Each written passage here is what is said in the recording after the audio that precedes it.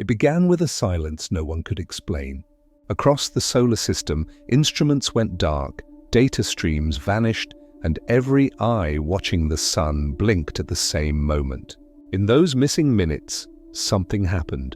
Something that left perfect traces of absence in the machines we trust to see the universe. Hidden pulses whispered through their side channels. Power lines trembled with rhythm, as if they were listening to a voice beyond human hearing. Was it interference, containment, or an intentional act to hide what crossed behind the sun? The black box logs speak in riddles, showing order inside chaos and precision inside silence. Tonight, we follow the trail of those missing minutes, uncovering the evidence buried in the data itself. What the machines saw but could not say may be the key to understanding the most carefully hidden event our solar system has ever recorded. It began with a silence no one expected. For weeks, astronomers had been tracking 3I Atlas as it arced past the sun's far side, its movement precise and predictable. Then, in a span of less than a minute, everything that was watching simply went dark. Telemetry froze, instruments lost connection. The data stream from multiple satellites, each thousands of kilometers apart, cut off at nearly the same second. At first, the explanation seemed simple enough. Routine calibration, overlapping schedules, maybe a solar event. But the deeper analysts looked, the less natural it appeared. The Psyche probe, positioned millions of kilometers away and built to endure harsh radiation, slipped into safe mode exactly when the pulses were believed to have occurred. TESS, the Transiting Exoplanet Survey satellite, registered an unexpected data gap covering those same few minutes. Ground-based observatories noted flickers in communications, not complete loss but small drops as if the signal was being pinched by something unseen. No damage, no overheating, no surge. Just silence. For mission controllers, it was the timing that raised eyebrows. Psyche's onboard systems are programmed to enter safe mode only under specific electrical or thermal thresholds. Yet its readings at that time were nominal, showing no reason to retreat. The data cutoff wasn't a result of hardware malfunction. It was triggered by something the system interpreted as an anomaly beyond its design. The probe went blind right when the sky may have been sending its most important signal. At NASA's telemetry archive, engineers combed through the raw time stamps, comparing them to solar activity logs. Solar weather was quiet. There were no major flares, no coronal mass ejections, nothing strong enough to affect deep space communications. And yet, the blackout synchronized across devices that are not even in visual range of one another. Statistically, that is nearly impossible. Coincidences happen, yes, but this one felt orchestrated. Some began to wonder if the interference came from a direction our instruments weren't built to handle. If 3I Atlas emitted a pulse of energy that didn't conform to standard electromagnetic patterns, it could pass through detection bands unnoticed while still scrambling telemetry. The absence of proof would then be the proof itself, an echo so precisely aligned with our blind spot that it could hide in plain sight. The far side of the sun has always been our greatest observational weakness. When an object slips behind it, we rely on indirect readings, gravitational modeling, and occasional radio reflections to estimate behavior. That region is a natural curtain, and anything moving there would have the perfect stage for secrecy. If something wanted to hide its true nature, it would choose that exact corridor of space. When the signals finally resumed, everything appeared normal. Instruments came back online, data logs continued as if nothing happened. But inside those few minutes, the archive shows a missing block of time. No packets, no partial fragments, just a perfectly smooth void. Experts tried to explain it as compression loss or synchronization drift, yet those explanations fall apart when compared to system-level telemetry. The hardware knew it had stopped recording. The silence was intentional. What could cause multiple spacecraft using different communication systems to experience identical blackouts. One theory points to electromagnetic containment, an external field that suppressed the ability of sensors to process information. Another suggests an automated protocol, perhaps triggered by an unknown external signature, one that our machines interpreted as hostile or unstable. If that were true, then something in the vicinity of 3I Atlas registered as a danger worthy of complete self-protection. Engineers in the European Space Agency confirmed similar data anomalies on instruments orbiting near Venus and Mars. They were brief, lasting no more than a minute, but perfectly aligned in time. Those probes were not designed to observe 3I Atlas directly, yet they still flinched. That detail complicates the natural explanation. The energy required to affect multiple spacecraft across such distances would be enormous, far beyond a comet's typical output. The anomaly spread like a shadow, passing through instruments as if space itself had blinked. The Psyche probe's onboard chronometer even recorded a microsecond drift, a detail only noticeable when comparing with Earth-based atomic time. A drift that brief would normally be dismissed, but paired with the blackout, it hinted at something stranger, a localized temporal distortion or interference at a level not yet understood. On Earth, amateur astronomers reviewing archived images noticed faint streaks appearing just before the blackout period. They were dismissed as cosmic rays at first, until multiple observers using different telescopes reported the same orientation. The streaks pointed toward the same region of the Sun's far side where 3I Atlas was believed to be crossing. After the blackout, those streaks vanished entirely. The mystery deepened when analysts cross-checked the satellite schedules. During the blackout window, several major telescopes were either in maintenance or recalibration. The timing appeared planned, yet no coordination existed between agencies. It was as though an unseen hand had arranged for the world's eyes to blink at once. Was it possible that someone or something predicted our line of sight and timed their appearance to match our weakness? Some researchers proposed that if 3I Atlas carried within it a high-energy crystalline core, perhaps remnants of interstellar magnetic structures, the Sun's field could have triggered a reaction. The release of energy might resemble a controlled pulse, momentarily overwhelming sensors tuned to electromagnetic harmony. But that assumes nature works with such precision, and nature rarely does. The more skeptical analysts viewed it differently. They saw a containment effort, not a malfunction. The perfect silence across systems could indicate an intentional cutoff, one commanded, perhaps remotely, by a governing protocol. Some deep space missions have emergency blocks coded into their software, capable of muting transmission upon detecting classified phenomena. Could that have been activated here? If so, who or what decided it was time to close the curtain? Weeks after the blackout, when Psyche transmitted its backlog of stored data, the period of silence appeared as a blank page, nothing missing, yet nothing there. No signs of corrupted data, no timestamps out of order, no visible fault markers. The vacuum was clean, deliberate, and precise. It looked as though the system had been paused rather than interrupted. Inside that pause, we are left to imagine what might have taken place. A surge of unmeasurable energy? A burst of light beyond our detection threshold? Or perhaps something simply wanted privacy during its arrival. Whatever it was, it chose its moment carefully.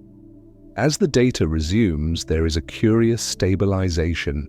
In readings, thermal levels slightly cooler, radiation signatures faintly altered, as though the instruments had been recalibrated during their absence. The probes behaved normally, yet their baseline shifted, and that shift persisted long after the blackout ended. It is this subtle difference that keeps scientists awake. Something may have reached through that brief silence and touched the instruments, altering them just enough to remind us that they were not alone in the dark. And as 3i Atlas continued its journey away from the Sun, the probes kept recording, the telescopes resumed their gaze, and humanity went back to watching.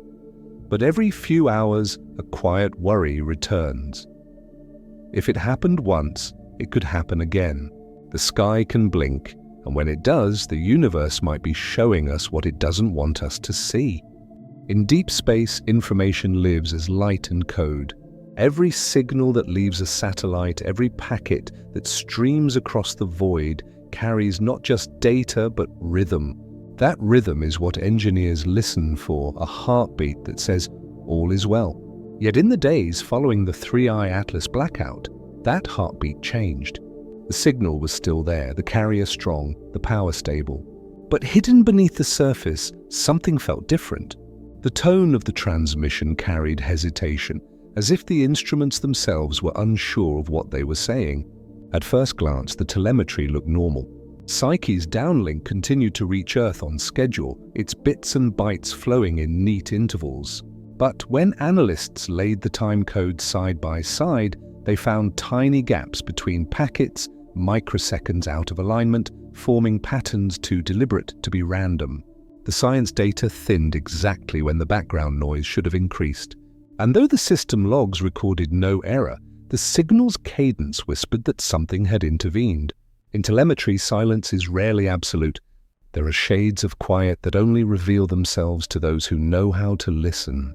Engineers noticed that while the primary channels seemed clean, the auxiliary ones, the small housekeeping streams reporting temperature, current, and attitude control, showed small but repeating deviations.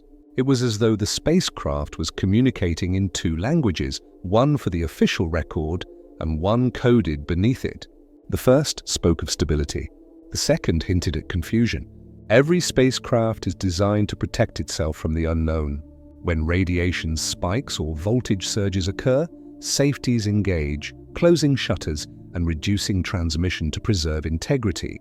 But these safety measures leave fingerprints in the data. They show up as voltage dips, magnetic fluctuations, or sensor resets. None of that happened here. The blackout silence carried no mechanical signature.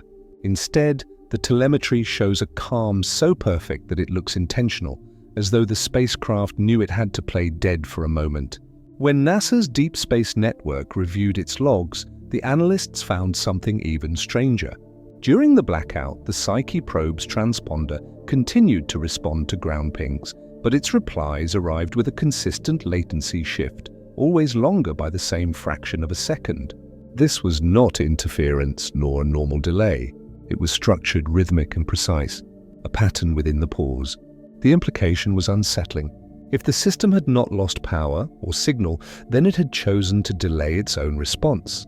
The question became, what could cause a spacecraft to delay a heartbeat without being told? The onboard computer runs on preset algorithms, its behavior predictable to the millisecond. Yet here, it deviated in a way that no software fault could explain. Engineers began to suspect that the anomaly might not be an error at all, but a form of encoded response to something it had detected. The probe could have registered an external field or signal outside of its expected parameters, and its processors, unable to classify it, entered a kind of silent observation state. This concept, unofficially called adaptive silence, became a quiet discussion among mission teams. Adaptive silence describes a situation where a system reacts to unrecognized input by reducing its output, a digital form of holding its breath. If Psyche experienced something so unfamiliar that it could not categorize it, silence might have been its only logical reaction. At the same time, researchers noticed that TESS and several other satellites displayed similar signs of latency variance during the same event. Their transmitters did not fail, yet the rhythm of their data showed a shared hesitation. Across the solar system, independent machines seemed to pause in thought. To some, this suggested a common trigger, perhaps a subtle electromagnetic pulse spreading through space, imperceptible to humans but instantly recognized by machines as a warning. To test this, teams simulated different kinds of electromagnetic interference in lab conditions. None of them produced the same clean silence seen in the logs. Regular interference causes chaotic data corruption. The blackout of 3i Atlas was too elegant for that. It had edges, boundaries, and timing like a signal crafted to command stillness. The idea that it could be random grew less convincing by the day. As the investigation deepened, analysts began mapping the missing telemetry windows from all affected spacecraft onto a single timeline. The alignment was astonishing. The moments of silence across Psyche, TESS, and the smaller CubeSats formed a symmetrical curve around one point in space, the calculated trajectory of 3i Atlas as it passed behind the Sun. The curve resembled a pulse, rising, peaking, and fading as if an unseen wave had washed across the inner solar system. What troubled researchers most was how narrow the window was. The entire event lasted less than 3 minutes.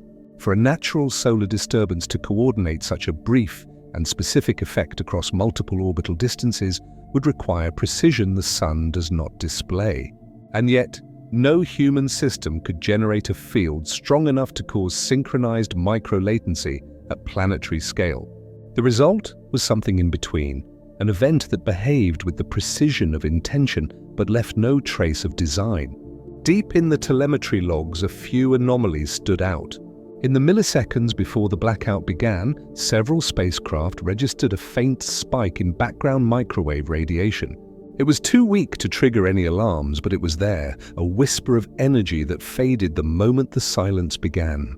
Some proposed that the pulse itself might have been the message, a data carrier that machines could feel, but humans could not read. If that is true, then perhaps what followed was not malfunction, but compliance.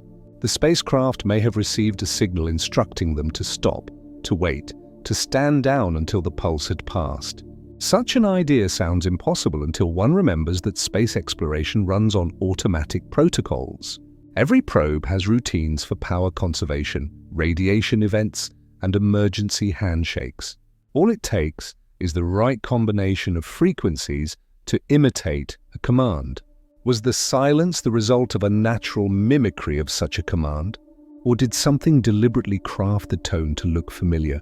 The possibility that an external intelligence could understand our communication structure remains pure speculation, yet the precision of the event keeps that speculation alive.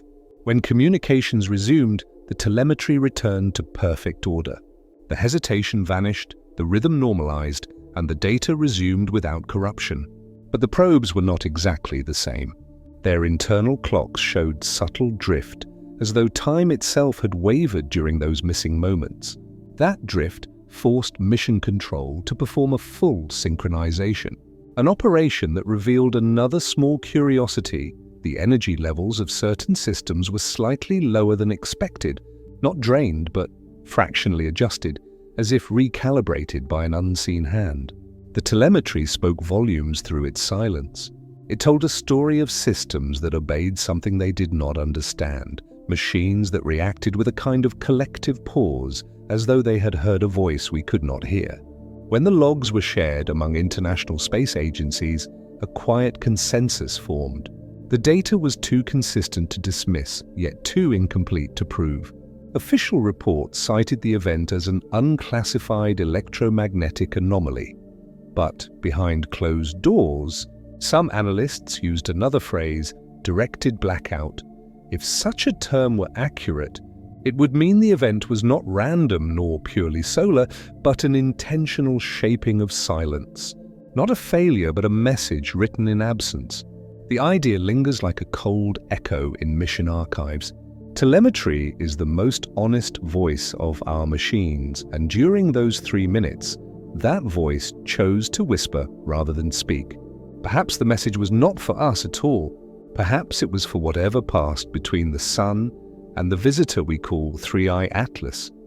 And as long as that silence remains unexplained, it continues to speak, reminding us that even in the emptiness of space, there are pauses that mean more than words.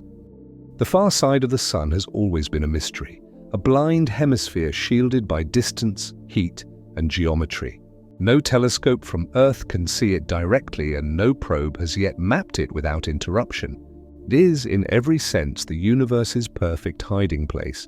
When 3I Atlas slipped into that unseen zone, astronomers expected a period of calm.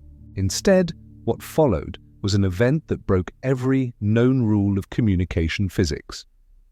Data from multiple satellites stopped aligning. The streams didn't vanish outright, but their frequencies bent ever so slightly, as if light itself had warped in transit. Some signals took longer to arrive. Others echoed faintly across channels that should have been silent. It was not random interference. It was structured, rhythmic, and centered exactly on the sun's far side, the very region where 3I Atlas had just disappeared. The initial hypothesis was solar activity. Perhaps a sudden flare or coronal mass ejection had sent an invisible surge of radiation that disrupted communication. Yet, when solar weather data came in, the results showed nothing. No spikes, no disturbances, no measurable waves.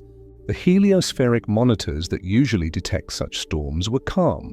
In the absence of chaos, silence became suspicious. The anomaly seemed localized to a corridor of space behind the sun. Probes positioned in different regions, Psyche, TESS, SOHO, and several deep space sensors recorded subtle distortions in their electromagnetic readings, all at different strengths but with identical timing. The readings rose and fell in a smooth arc that mirrored the motion of 3I Atlas. It was as if the object carried a magnetic cloak, bending fields around it in precise intervals. When scientists modeled the geometry, they found that the interference zone formed a perfect ellipse. At its focus lay not the sun, but a point just beyond its limb, the estimated position of the interstellar visitor. That geometry sparked a wave of theories. Some speculated that 3I Atlas emitted polarized radiation that refracted through the solar wind like a lens, creating pockets of distorted transmission. Others thought the sun itself might be reacting to the object's passage, amplifying weak magnetic currents into a structured resonance. One particularly curious discovery came from the Solar and Heliospheric Observatory. During the blackout window, its coronagraph cameras recorded faint, concentric ripples across the plasma field surrounding the sun. These were not typical oscillations. They moved inward toward the sun rather than outward. Waves moving against the current defy known plasma behavior. It was as though something beyond the sun was pulling its light back toward itself. Engineers attempted to replicate the readings through simulation. No combination of solar wind density, thermal flux, or radiation pressure reproduced the same pattern. The interference did not behave like natural scattering. It behaved like modulation, as if the signal carried encoded information. A frequency whispering inside another frequency. When decoded through spectral analysis, the interference displayed harmonic ratios found nowhere in random noise. Ratios that mirrored natural constants, the same ratios found in atomic transitions and orbital harmonics. What could produce such precision? The idea that 3I Atlas was generating an active electromagnetic field was met with skepticism. Comets do not behave that way. Yet 3I Atlas had already defied cometary logic. It emitted carbon monoxide at temperatures too low for sublimation, and its tail shifted direction against solar pressure. Now it appeared to shape invisible waves across millions of kilometers. If the interference originated from 3I Atlas, its timing could reveal intent. The first distortion began just as the object reached the sun's gravitational midpoint, where solar and interstellar forces balance perfectly. At that spot, a natural signal could echo for seconds before dissipating. But the interference lasted longer, sustaining for nearly 4 minutes with a near constant amplitude. It pulsed, faded, then returned, as though it were being controlled. Some proposed that the object's core contained a conductive matrix, perhaps metallic hydrogen or supercooled nickel, bonded in a way unknown to Earth. If it interacted with the sun's magnetosphere, it could create standing waves that mimicked communication. But the energy needed for such precision would be enormous. No passive rock, no fragment of ice could produce that. It would require machinery or structure. In the weeks after the event, radio astronomers detected faint echoes returning from the direction opposite the sun's far side. These echoes carried no intelligible message, only tonal imprints, soft and repetitive, as if bouncing between two unseen mirrors. They matched no known astrophysical process. The echo's wavelength corresponded closely to the frequency used by the TESS probe, but slightly shifted as if something had listened, mirrored, and returned its call. This led to the unsettling suggestion that the interference might not be the result of natural resonance, but of interaction. If a field existed behind the sun, perhaps created by an object with electromagnetic properties beyond our comprehension, it could distort and redirect signals across the heliosphere. The sun's mass would conceal the source perfectly, while the energy flow between its magnetic poles could act as a natural amplifier. Behind closed doors, some theorists referred to this as the shadow network, a hypothetical zone of reflection where energy waves loop endlessly around the sun. If 3I Atlas entered that zone, it might have triggered or revealed a system of natural or artificial design. The sun would serve as both barrier and conduit, hiding the mechanism yet feeding it power. A small group of plasma physicists took the theory further. They proposed that 3I Atlas had not merely passed behind the sun but synchronized with it, aligning its rotation to the solar field for a brief interval. During that alignment, its surface materials could have acted like an antenna, resonating with the solar wind and creating interference patterns that mimicked transmission. Such synchronization would explain the rhythmic timing of the blackout and the mirrored echoes detected later. But it also raised a question: how could a naturally formed body achieve such alignment? When the object finally reappeared from behind the sun, telescopes captured its new shape. It looked altered. Its tail had shortened, its albedo had increased, and its emission spectra had changed entirely. The cyanide signature, once dominant, had faded, replaced by stronger signals of carbon dioxide and trace metals. It was as if the object had been heated, reshaped, and magnetically rebalanced. Whatever happened behind the sun had changed it. Scientists struggled to describe this transformation without invoking speculation. Some settled on interstellar energy exposure, suggesting that the object encountered a pocket of plasma or magnetic energy strong enough to alter its chemistry. Others quietly wondered if the far-side interference was not an accident of physics, but a reaction to observation itself, as if the act of being watched had triggered a defensive response. The data remains fragmentary, but patterns persist. Every major interference event in the heliosphere since then has followed a similar curve, peaking around the sun's hidden hemisphere. These recurrences form what researchers now call the far-side signature, a repeating interference trace that pulses in harmony with solar rotation. It comes and goes like a breath, timed to a place we cannot see. In the end, the far-side interference hypothesis remains unsolved. Was it a natural resonance between the sun and an interstellar visitor, or evidence of something far more deliberate? The silence around it deepens each year, and as the sun turns, hiding its secret half from us again, the same thought lingers among those who study its shadows. What if that hidden hemisphere is not empty at all? What if it is listening? When the blackout first appeared across the monitoring network, most scientists leaned toward coincidence. Systems fail, instruments drift, scheduled maintenance overlaps. But coincidence begins to lose meaning when every eye in the sky seems to close at the same time. The deeper researchers looked, the more the pattern resembled orchestration. Every major observatory and probe that could have had a clear view of the far side of the sun during the 3I Atlas event was either down for recalibration, under restricted access, or suddenly operating in limited mode.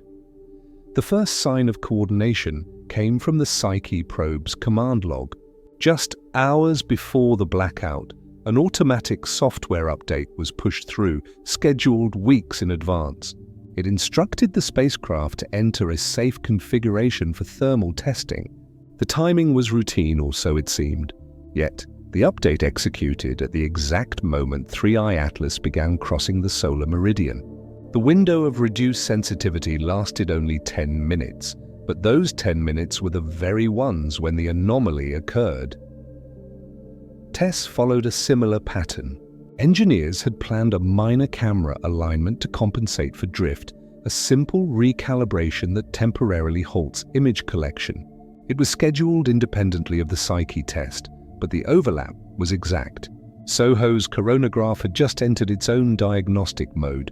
Even amateur radio astronomers found that during those moments, their signal tracking systems were mysteriously throttled by cloud servers performing scheduled maintenance.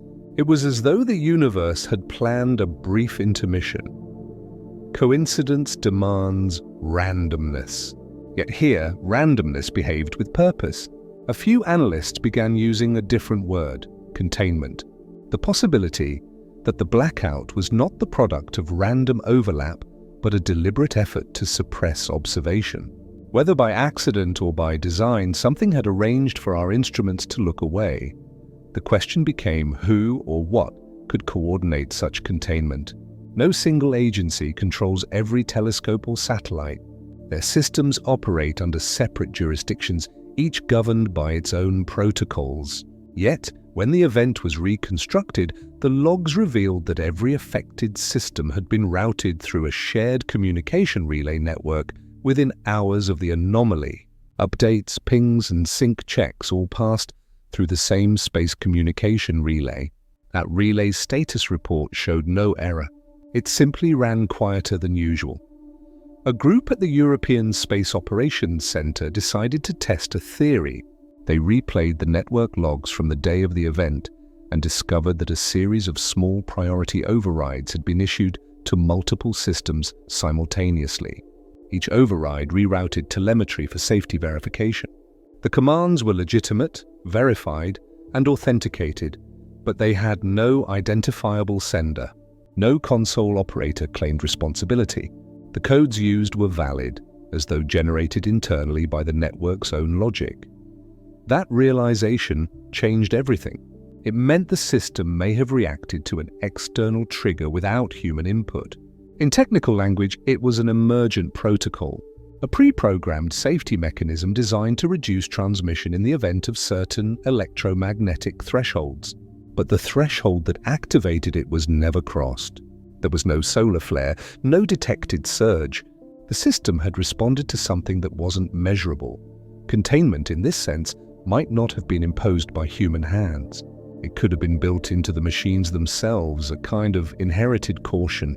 The probes had been designed to protect themselves and the network from unexpected energy patterns. What if the pattern that appeared behind the sun fit that description perfectly? If so, the containment could have been an automated defense, a momentary closing of digital eyes in response to a whisper they did not understand. The unsettling part was how efficient it was. Within seconds of the anomaly, data streams narrowed to minimal telemetry, cutting science payloads while maintaining health checks. In every case, communication was not lost, only muted. It was as if the network had collectively agreed that silence was safer. And then, just as quickly, it reversed the process, resuming normal operations without prompting. That kind of synchronization should not be possible across independent platforms separated by millions of kilometers. Among the mission analysts, two schools of thought formed. One insisted that this was all coincidence, the perfect storm of timing. The other suspected orchestration, whether by human agency or something outside our current understanding. They began tracing the chain of updates that led to the blackout. Somewhere in the code, they hoped to find a line, a signature, a clue. Instead, they found more silence. The update servers held incomplete records for that day. The checksum logs, which verify that software updates are correctly installed, were blank for several hours. That should be impossible. Every update produces a digital fingerprint, but these ones simply had none. Engineers described it as if the updates had written themselves into existence and erased their footprints afterward. At the same time, ground-based observatories reported their own anomalies. Power fluctuations hit data centers in Chile, Hawaii, and Spain within seconds of each other. The systems did not fail, but backup generators activated briefly as if anticipating a surge that never arrived. Later, technicians would realize that those fluctuations corresponded exactly to the telemetry silence from orbit. The entire observation network had pulsed together, as if linked by an invisible rhythm. Containment, then, may not have been external at all. It could have been a response baked into the architecture of our technological ecosystem, a safety reflex we did not design consciously, but which emerged through the interconnection of systems. When confronted with a signal that defied classification, the network might have done the only thing it knew to do: close its eyes and wait. Still, others refused to dismiss human intent. Some suggested the blackout was deliberate suppression, coordinated to prevent public detection of an unknown event. Communication satellites can be remotely instructed to throttle bandwidth or delay telemetry to preserve data integrity. In rare cases, those commands can come from centralized defense networks.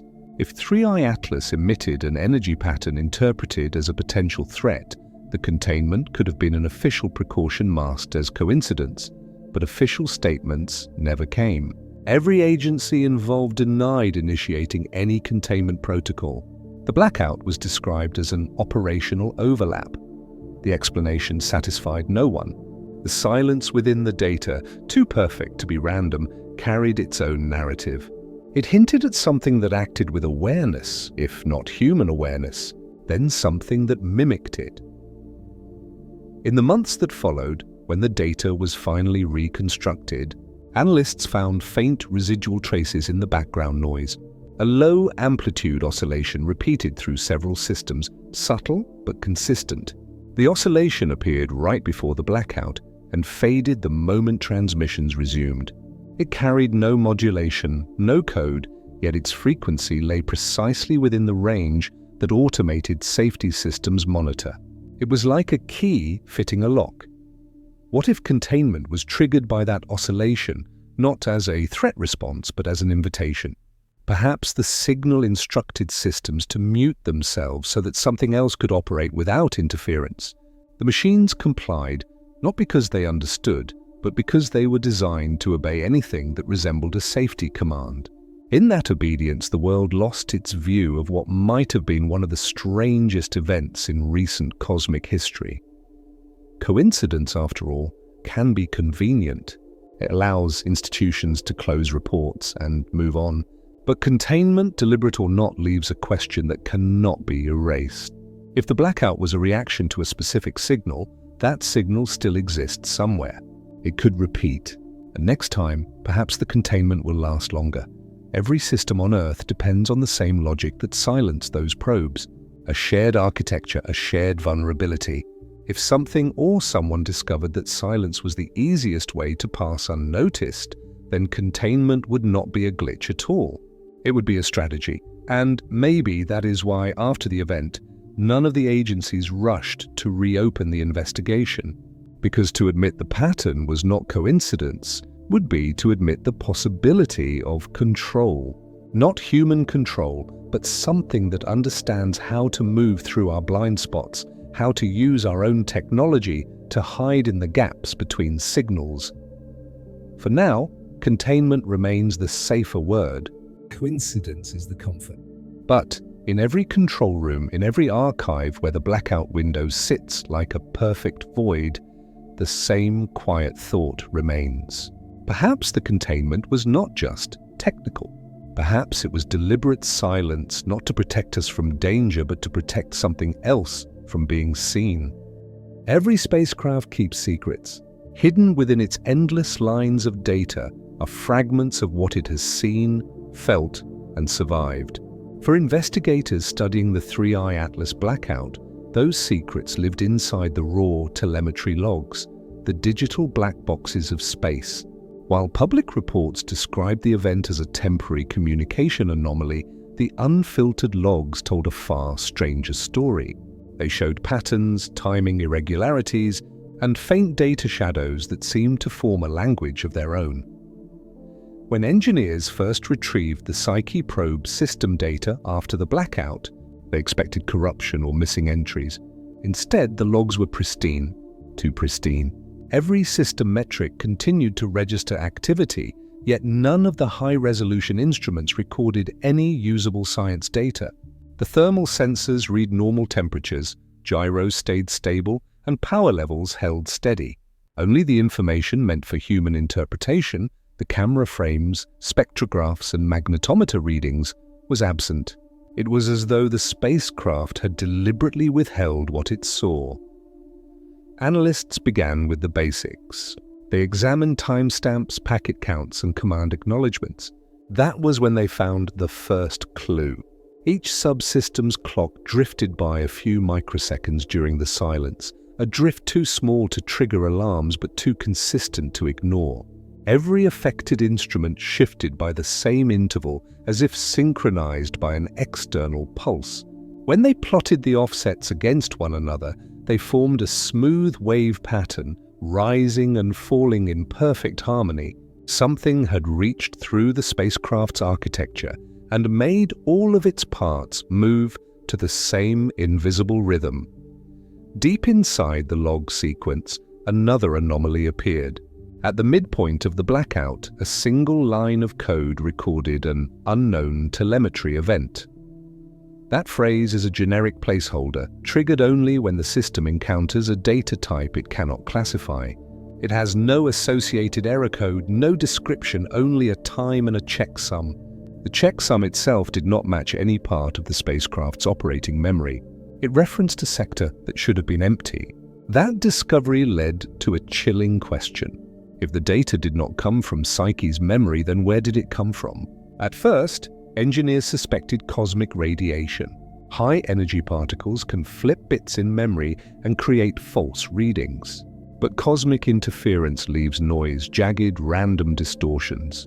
This line was clean, a perfect block of information that conformed to none of the known patterns. It looked deliberate, precise, and self-contained. When converted into binary, the data block formed repeating sequences at exact intervals of 12 bits. 12 is not a number used in the probe's internal architecture. It is, however, the same harmonic ratio that appeared in earlier analyses of the far-side interference. The same pattern emerged in TESS data.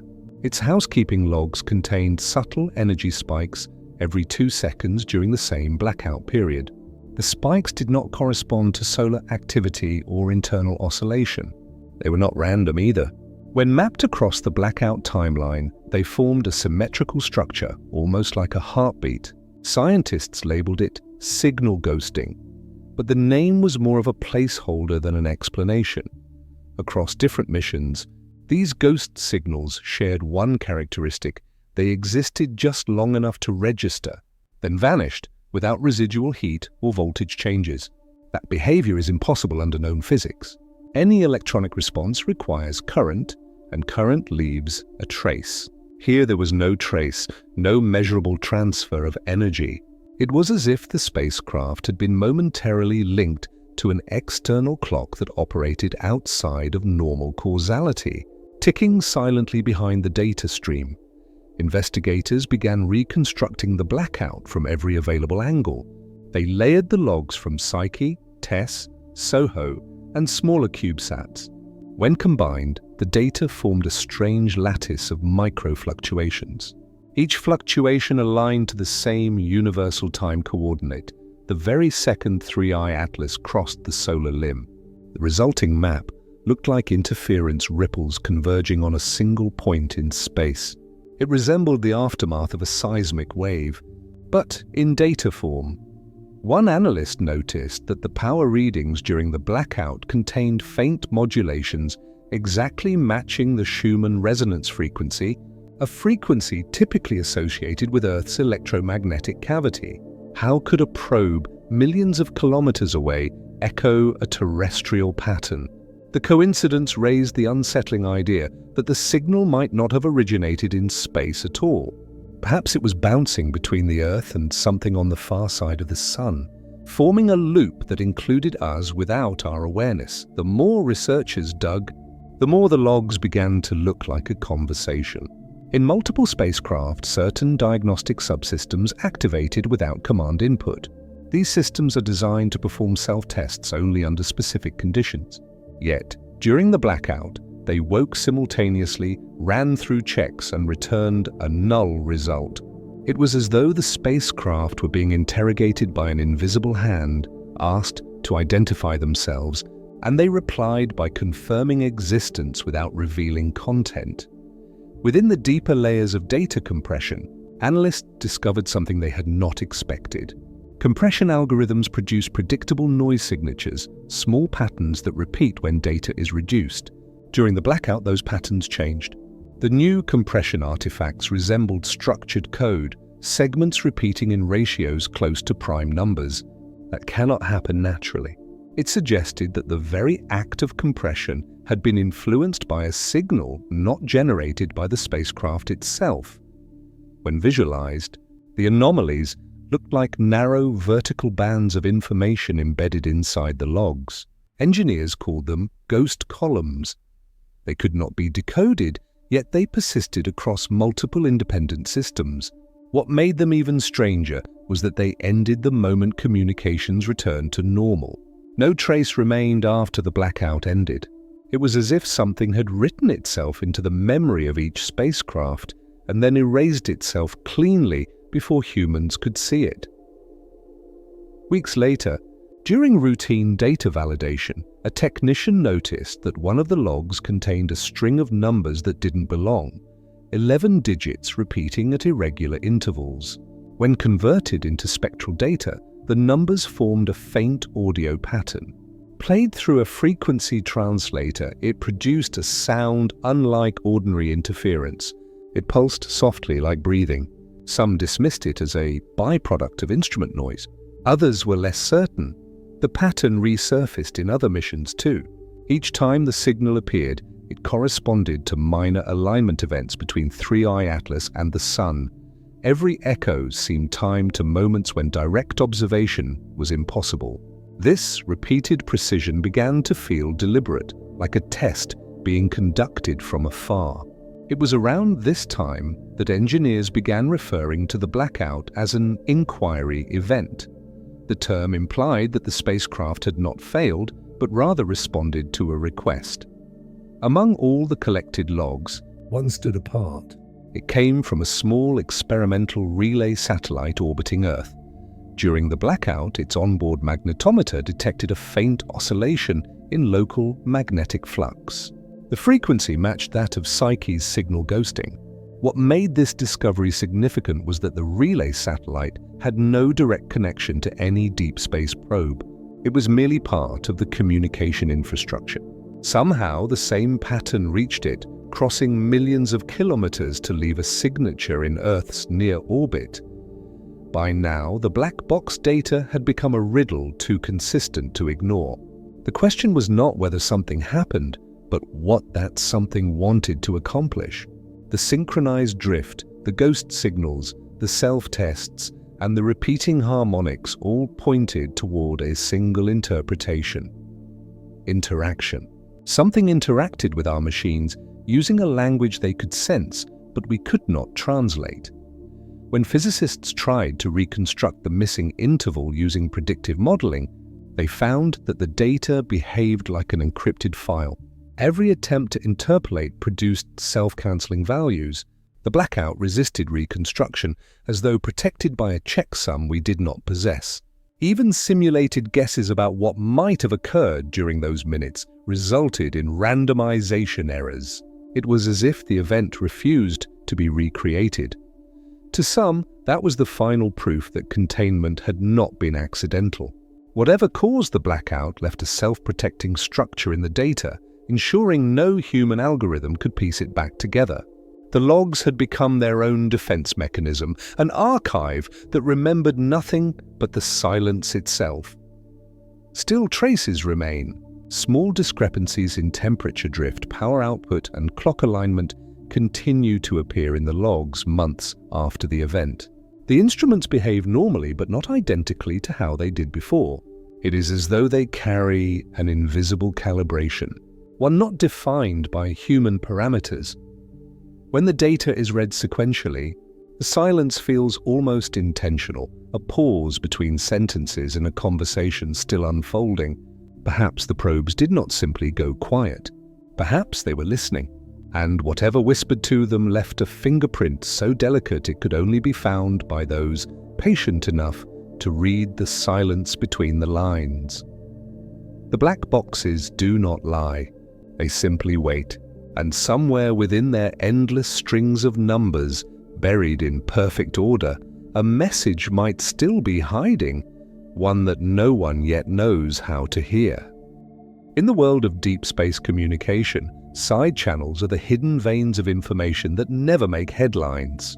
They are the quiet background systems that carry life signs from a spacecraft, temperature readings, pressure levels, and voltage balance.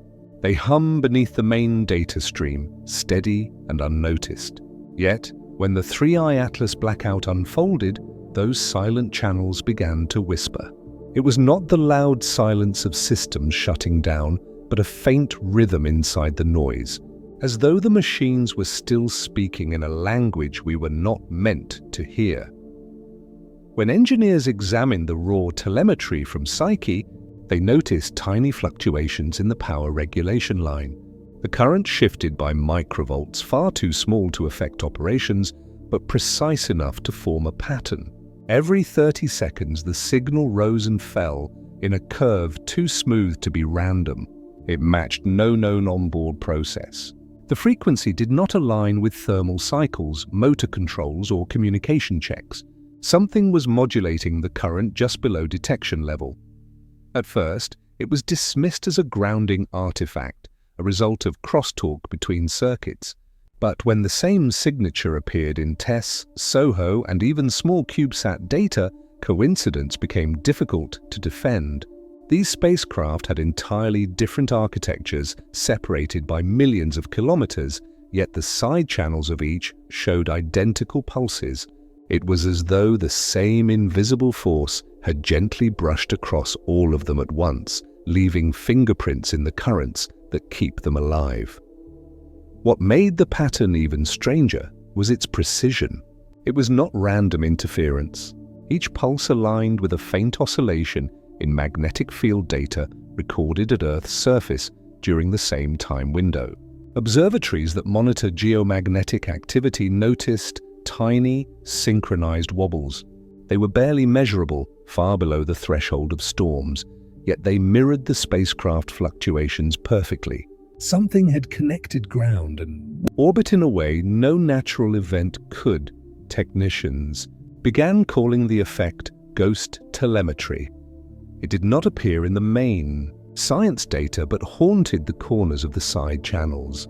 These ghosts carried no message in any recognizable format, yet when amplified and plotted as sound waves, they produced a rhythm like breathing, soft, symmetrical, calm. Some speculated it was nothing more than harmonic resonance caused by overlapping data systems. Others felt it sounded too deliberate, too alive. When the logs from multiple probes were stacked together, the ghost telemetry began to form patterns across time. The pulses seemed to anticipate communication cycles occurring just before each spacecraft's scheduled data burst. It was as though something knew when the transmissions were about to begin and reached in ahead of them, altering the carrier ever so slightly before release.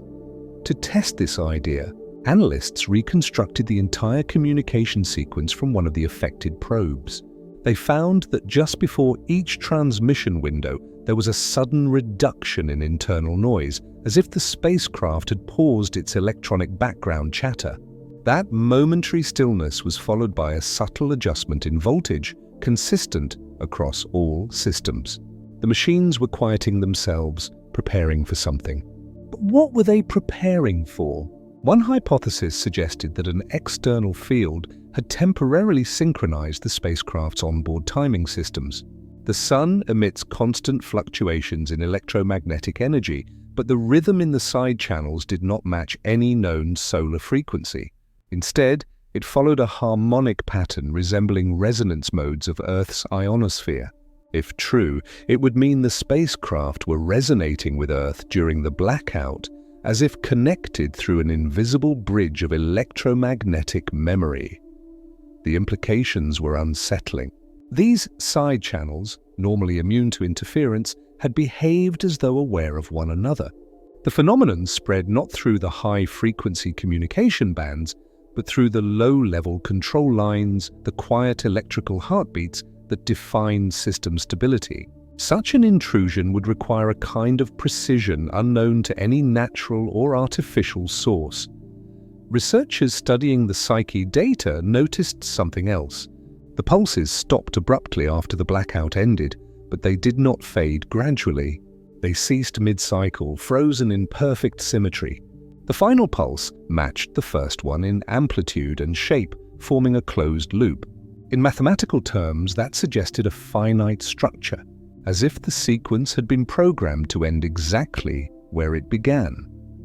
When the pulses were converted into frequency domain data, they revealed harmonic intervals that corresponded to known atomic transitions of hydrogen and carbon monoxide, the same substances detected in 3I Atlas's outgassing patterns.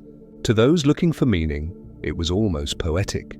The spacecraft carried a reflection of the comet's chemistry, encoded not in images or spectra, but in the very flow of its electrical veins.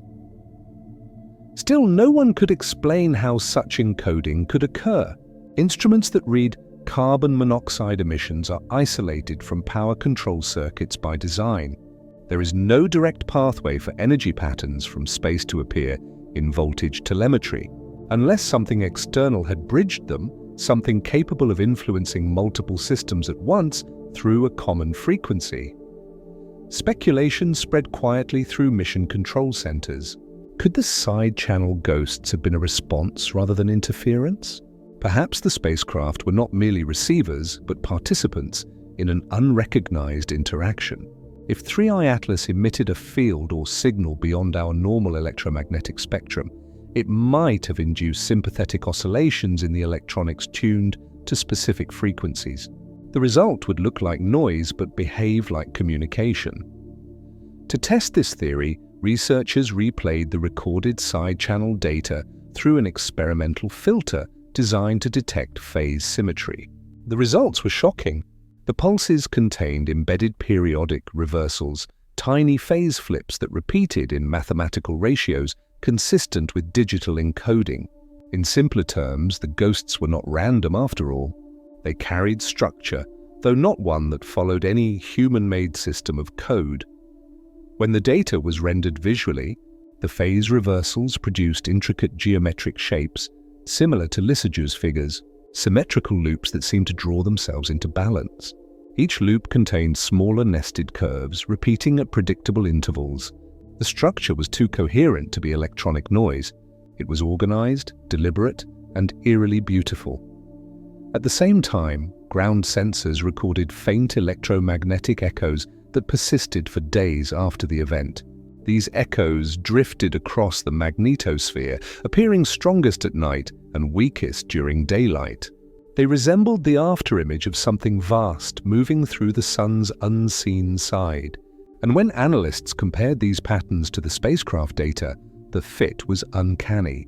The same rhythm, the same intervals, the same silent geometry. This led to the hypothesis that what appeared in the side channels was not just noise, but a byproduct of a larger field interaction, a synchronization event linking distant instruments through shared resonance.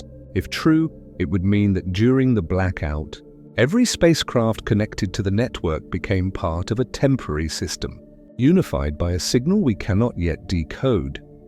Some within the investigation warned that this line of reasoning bordered on speculation. Others argued that speculation was the only honest response when data defies all categories. The side channels may have been the only system sensitive enough to record the faint echoes of whatever passed through that region of space. And if the pulses were indeed a signal, then the real message may not have been directed at humans at all. Months later, when the sun rotated and the far side faced Earth again, the same side channels briefly flickered once more.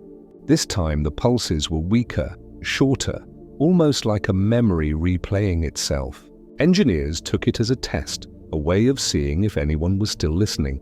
Then, just as suddenly as it came, the phenomenon vanished again. Today, those faint oscillations remain buried deep in the archives, catalogued under routine anomalies. But those who have heard them through filtered playback say the same thing. It does not sound like error. It sounds like intention. A hum between worlds. A reminder that the machines we build to observe the universe might sometimes become part of what they are observing. The ghosts in the side channels still whisper, recorded forever in the electrical heartbeats of machines that saw something we could not. And while we continue to search the stars for answers, those quiet signals remind us that not all messages are sent through light or radio. Some arrive through silence, hidden in the background, waiting for someone patient enough to listen. Every investigation into the 3i Atlas blackout ends at the same blank space, the missing minutes. That gap of perfect silence, where instruments ran but no one was listening, has become a kind of frontier. It is the point where data ends and speculation begins. In ordinary science, missing information is simply a problem to solve. But in this case, the precision of the gap itself became the most telling clue. The silence was too symmetrical, too coordinated, too exact. It looked less like an accident and more like intent. The missing minutes theory began as a whisper among analysts reviewing telemetry timelines. Each spacecraft affected by the blackout resumed operation at nearly the same instant, despite being separated by millions of kilometers. The systems did not reboot one by one, as would happen after random interference. They reawakened together within fractions of a second, as though responding to a single unseen signal. That synchrony was the seed of the theory, the idea that the blackout might not have been a failure at all, but a controlled interval deliberately inserted into the network. What makes the missing minutes so difficult to explain is their cleanness. There are no traces of recovery processes, no log entries showing diagnostic cycles, no correction codes. The probes behaved as if time itself had paused. Clocks continued to count, yet no activity was recorded within the window. When analysts plotted the surrounding data, they noticed something subtle. The readings just before the blackout began leaned slightly upward in energy output, while those immediately after leaned slightly downward. It was as though each probe had exhaled and then inhaled again, perfectly in rhythm. To some, that rhythm suggested coordination, either from within the system or from something that had touched all systems at once. One engineer described it as a collective breath. That phrase caught on because it captured what the data implied: awareness, not in the human sense but in the mechanical sense of synchronized behavior without shared communication. Machines that had no reason to act together did so with seamless precision. Investigators next turned to the structure of the missing window itself. Its length varied slightly from probe to probe, but the ratio between them was consistent. The difference matched the delay that would occur if an invisible wave had moved across the inner solar system at a specific speed, slower than light, but faster than any known solar particle flow. When plotted spatially, the timing created a curve that intersected perfectly with 3i Atlas's trajectory behind the Sun. If the object emitted a directed field, that wave could have swept through the probes like a silent hand, switching them into pause mode and then releasing them as it passed. This led to the first major question of the theory. If the blackout was caused by a wave, why was it so selective? Why did it affect only instruments designed for observation while leaving guidance and communication intact? The answer, unsettlingly, might lie in how the probes interpret safety. Systems that detect unexpected energy often enter low activity states to protect sensitive sensors.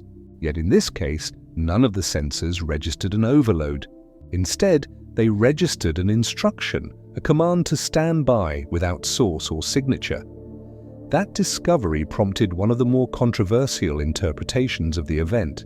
Perhaps the missing minutes were not a malfunction but a form of communication, a signal formatted not for humans, but for the machines themselves. In that view, the blackout becomes less of a void and more of a handshake, a transaction between intelligence and instrument. The machines may have been momentarily borrowed, their sensors redirected, their memory rewritten, before being returned exactly as they were, save for one blank space. A few data analysts took this even further. They suggested the blackout was a deliberate window created to conceal an interaction between 3i Atlas and something else. The exact timing of the missing minutes coincided with a sharp rise in deep solar radio noise detected by observatories on Earth. That spike, lasting only seconds, bore the harmonic profile of artificial modulation, structured frequencies nested within natural background static. It was faint, almost imperceptible, but it existed. If the probe's silence had been imposed to prevent interference, it might have been to ensure that whatever transmitted in those moments remained private. The notion of privacy in cosmic terms is difficult to grasp. Yet, the data patterns hint at boundaries, moments when observation itself is turned away, as if to allow something to unfold unseen. The missing minutes may represent such a boundary, where the act of watching was quietly removed from the equation. Some scientists call this an observational null, a time when instruments see nothing because they are not allowed to see. Skeptics have offered other explanations. Some argue that the synchronization was an artifact of how the telemetry was later reconstructed. Software can align data streams automatically, giving the illusion of coordination. But that theory falls apart when comparing independent timestamps verified by atomic clocks. The synchronization is real. It is recorded in the raw transmission data. Others point to quantum interference, suggesting that an extreme but natural event might have temporarily disrupted onboard oscillators. Yet such interference would produce measurable distortion afterward. Here, the clocks resumed with perfect accuracy. If intent existed, it raises an uncomfortable question. Intent by whom or by what? Was the blackout orchestrated from within our own systems, a hidden failsafe designed to conceal something deemed too sensitive for open channels? Or did it come from beyond, an external signal capable of manipulating our machines without our consent? Both possibilities lead to the same unsettling conclusion. The silence was not empty. It was chosen. Researchers trying to reconstruct what might have occurred during the missing minutes found the effort strangely self-defeating. Every attempt to interpolate data between the last and first recorded packets resulted in mathematical collapse. The algorithms would return paradoxical results, oscillating between infinite and undefined. It was as if the gap refused to be filled, rejecting all attempts to impose order. The silence, once created, became self-protecting. A parallel emerged in black box data. Several probes showed memory sectors that had been rewritten with zeros, not errors or corruption, but deliberate overwrites. The zeros were structured in repeating clusters separated by uniform spaces. In binary form, these patterns looked like intervals in a musical score. When translated into frequency, they produced tones spaced in Fibonacci intervals. Nature favors Fibonacci ratios, but software does not. That sequence, found independently in multiple machines, is statistically impossible to occur by chance. The missing minutes. Theory of intent posits that those intervals are not artifacts but signatures, a residue left by whatever orchestrated the silence. If so, they serve as evidence that the event was not a random shutdown, but a momentary act of control executed with precision. The blackout would then represent a message written not in words but in absence, a deliberate shaping of void into structure. The idea of deliberate absence is not new. In cryptology, the most secure communication is often the one that leaves no trace. A message that cannot be detected, cannot be intercepted. If a higher intelligence wished to communicate without exposure, it might choose to speak through silence, manipulating observation itself as the medium. The missing minutes could be that medium, a pause inserted into human data flow, as both signal and shield. Months after the event, a team re-examined residual telemetry noise around the blackout window. When amplified, the surrounding signals showed faint harmonic tails that seemed to converge toward a single frequency. That frequency corresponded not to any human-made transmission, but to a resonance once detected in the tail of 3i Atlas itself. The object and the blackout shared a common tone, a kind of cosmic signature that tied them together. From there, the theory evolved into its most provocative form.